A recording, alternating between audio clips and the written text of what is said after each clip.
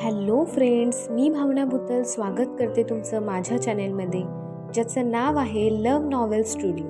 चला तर मग स्टोरीला सुरुवात करूया. पण त्याआधी चॅनेलला सबस्क्राईब केलं नसेल तर सबस्क्राईब करा आणि बेल आयकनवर क्लिक करा. कथेचं नाव आहे मिस्टर सोलमेट, मी फक्त तुझीच. लेखिका भावना भुतल, व्हिडिओ एडिटर सोनाली जाधव, स्वर शिखा भुतल. मिस्टर सोलमेट भाग 35. आज तुझी ही जी काही अवस्था आहे ती फक्त आणि फक्त मिस्टर सोलमेटमुळेच. देवांशने तुझ्यासोबत लग्न केलं त्याला सुद्धा जबाबदार तुझा मिस्टर सोलमेटच आहे. तुझ्या मेडिकल रिपोर्टमध्ये फेरबदल करणारा सुद्धा मिस्टर सोलमेटच आहे. शिवांश एक आरोप मिस्टर सोलमेटवर करू लागला. ते असं नाही करणार. अविरा अजूनही मिस्टर सोलमेटवर विश्वास दाखवत म्हणाले. आता पुढे. शिवांश एकटक अविराकडे बघत राहिला. अविराचा मिस्टर सोलमेटवर असणारा विश्वास बघून त्याला तिची कीव येऊ लागली. ज्याच्याबद्दल तुला काहीही माहिती नाही, तो कोण आहे हे सुद्धा तुला माहिती नाही, तरीही एवढा विश्वास तू कसं काय त्याच्यावर ठेवू शकतेस? शिवांशने अविराला प्रश्न केला. अविराकडे त्याच्या प्रश्नाचं उत्तर नव्हतं. ती शांत बसून राहिली. कितीही काहीही झालं तरी तिला तिच्या प्रेमावर अविश्वास दाखवायचा नव्हता. जेवणाची ताटं घेऊन वेटर दोघांसमोर हजर झाला. जेवून घेऊयात? अविराला लागलेली तंद्री दूर करतच शिवांशने प्रश्न केले. तुम्ही मला जे काही आहे ते स्पष्ट का नाही सांगत? अविराने प्रश्न केला तसं शिवांशने खिशातून मोबाईल बाहेर काढला. त्यातून एक फोटो त्याने शोधला जो अविराचा तिच्या परिवारासोबत होता. ही लोक कोण आहेत? अविराने फोटोवरून वरवर नजर फिरवतच शिवांशला प्रश्न केला. हा तुझा खरा परिवार आहे. हे होते द ग्रेट बिझनेसमॅन राजशेखर साठे, म्हणजेच तुझे वडील. सूटबूट घालून उभ्या असलेल्या उंच धिप्पाड माणसावर स्वतःची तर्जनी ठेवत शिवांशने म्हटले. अविराने गंभीर भाव चेहऱ्यावर आणतच त्याच्याकडे पाहिले आणि नाही म्हणून मान डोलावली. माझे बाबा असे नव्हते दिसत, ते वेगळे दिसतात. तुमचा काहीतरी गैरसमज झाला असेल. हे कोणीतरी दुसरेच आहे. अविरा म्हणाली. हेच तुझे वडील आहेत. शिवांश शब्दांवर जोर देतच म्हणाला. अविरा नजर बारीक करतच मोबाईलमधील फोटो पुन्हा न्याहाळू लागली. तिचं डोकं हळूहळू जड होऊ लागलं होतं, कारण अचानकपणे तिला ते स्वप्न आठवू लागलं जे तिला नेहमी पडायचं. स्वप्नात दिसणारे ते अस्पष्ट चेहरे तिला आठवू लागले होते. सगळ्यात आधी तरी तिला तो चेहरा आठवला ज्याच्या मांडीवर एक लहान मुलगी बसलेली तिला दिसायची. स्वप्नातील तो चेहरा फोटोत दिसणाऱ्या माणसाशी मिळता जुळताच होता. हिला तर ओळखते ना तू? शिवांशने राजशेखरच्या हातात असणाऱ्या गोंडस अशा मुलीवर तर्जनी ठेवतच विचारली. ही माझ्यासारखीच दिसतीये.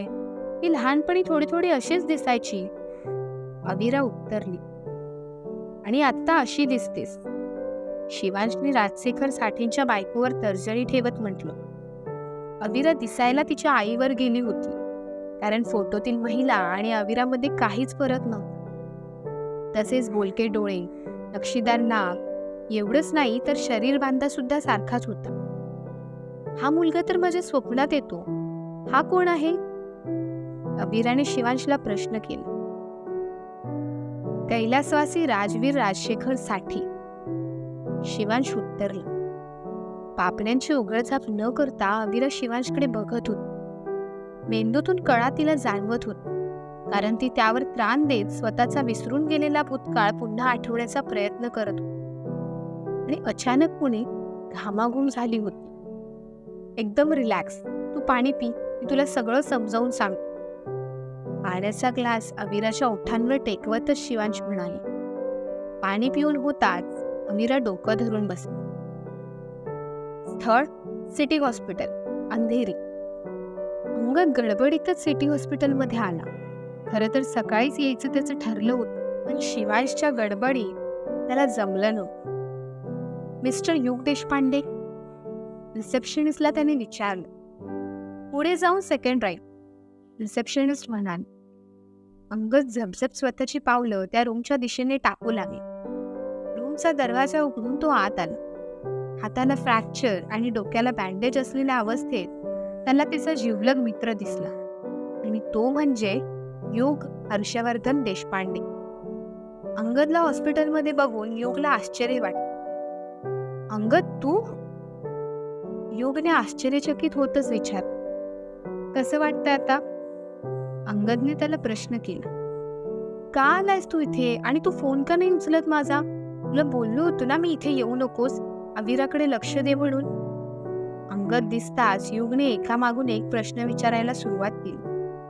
मी येणार नव्हतो, पण तू प्रॉब्लेमच असा क्रिएट करून ठेवलास की यावं लागलं. अंगद म्हणाला, काय झालं?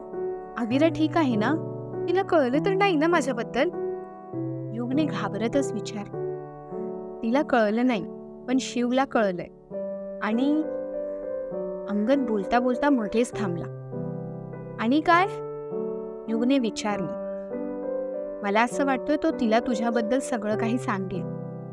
अंगद म्हणाला, त्याला मला घेऊन प्रॉब्लेम काय आहे हेच मला कळत नाहीये. आय फेड ऑफ दॅट गाय. युग थोडंसं चिडतच म्हणाला, तुला माहिती आहे ना तो एखादी गोष्ट खूप अतिप्रमाणात ताणतो ते. त्याला चूक आणि बरोबर यातील फरकच कळत नाही. मी समजवण्याचा प्रयत्न केला पण तो नाही समजत आहे. अंगद स्वतःच्या भावाची बाजू घेतच म्हणाला, अविरापासून लांब का नाही राहत तो? युगने विचारले. Because he love her. I can't know anything. एवढं बोलून अंगद शांत बसले. अंगद कम ऑन यार, ती माझी आहे, ती पण माझ्यावर प्रेम करते. मी फक्त त्या ड्रायव्हरच्या शोधात आहे. तो मिळाला की मी त्याला घेऊनच अविराच्या समोर जाईल. शिव का मध्ये घुसतोय? युगने विचारलं. तेव्हा अंगद काहीही न बोलता शांत बसून राहिला. काहीतरी बोल.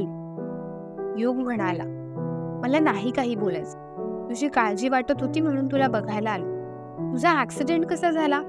रात्रीपर्यंत ठीक होतास तू. एक मिनिट, गाडी तू तर ड्राईव्ह करत नव्हतास ना? अंगदने विचारले.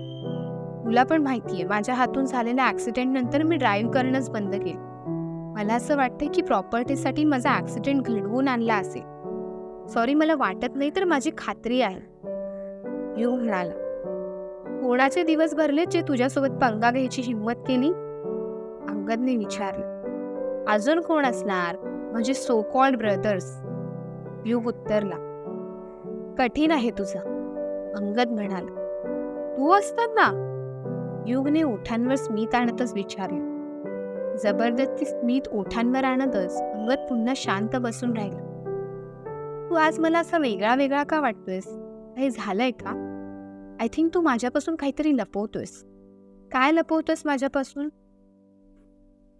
योगने गंभीर होतच विचारले. काहीच नाही. अंगद उत्तरला. अंगद, मी तुला खूप चांगलं ओळखतो ड्यूड.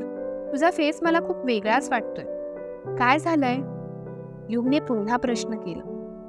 अंगद त्याला काही बोलायला जाणार तोच रूमचा दरवाजा उघडून मिस्टर अँड मिसेस देशपांडे आत आले. ज्यांना बघून अंगद उठून उभा राहिला. अंगद, तू इथे?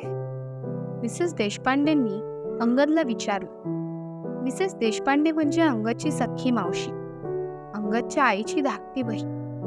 युगला भेटायला आलोय. अंगद उत्तरला. आज कंपनीला सुट्टी दिलीच वाटतं? मिसेस देशपांडे म्हणाले. हो. अंगद उत्तरला.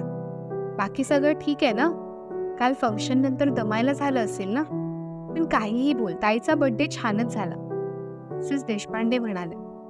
हॉस्पिटलमध्ये आल्यापासून युगची विचारपूस करायचं सोडून मिसेस देशपांडे अंगदसोबत गप्पा गोष्टी करण्यात व्यस्त होते. युगकडे त्यांनी डोकूनही पाहिलं नव्हतं.